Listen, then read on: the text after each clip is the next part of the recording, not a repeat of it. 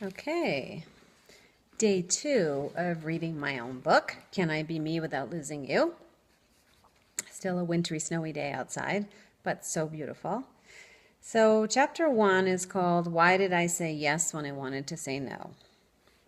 And the song that I listened to that really resonated with me with this chapter is called Change by Tracy Chapman. So if you want to check that out sometime. Why did I say yes when I wanted to say no? Just to get my needs met? To create safety for my kids and myself? Is that what my mother did and taught me to do? Why didn't I just speak my truth? Have I learned to manipulate and lie? Or was I just simply too afraid? I don't believe divorce happens because we drift apart and forget to do things together after the kids come along.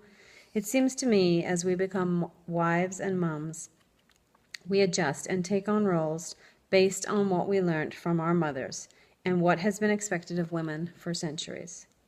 All those conditioned beliefs end up determining how our own life will unfold.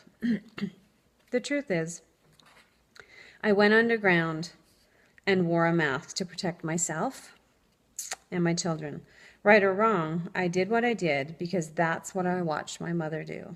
She kept the peace and made sure everyone was happy. Dad, the kids, that was her job, and she forgot about herself. That's what I learned to do.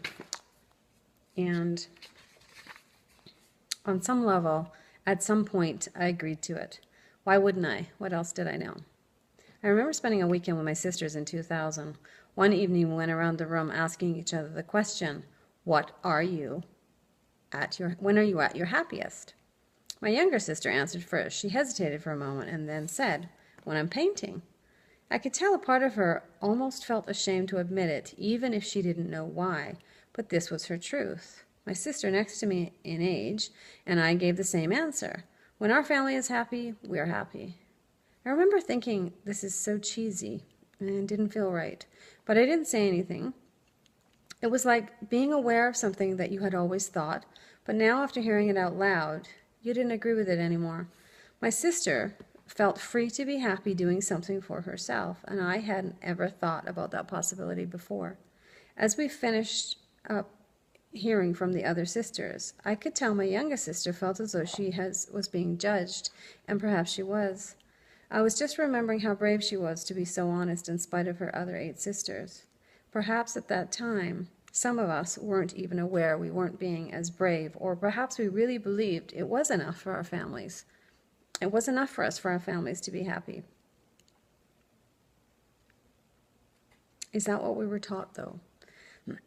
As the youngest sister, she was always accused of being selfish and spoilt when we all lived at home. Now when I look back, she was the only one who didn't take on our family's conditioning. If it was encouraged, she rebelled against it. She was the youngest. We were good girls and listened, watched, and saw how our mother was. For most of her life, she sacrificed herself for the happiness of her family, and that was exactly what we were all doing. Granted, we were all happy to be that way, but we were clueless in knowing there was any other way to be. Do you know that every night my mother went off to the pub with my dad when I was little? She left my younger sister and me alone, even though it was the last thing she wanted to do. She said yes when she wanted to say no.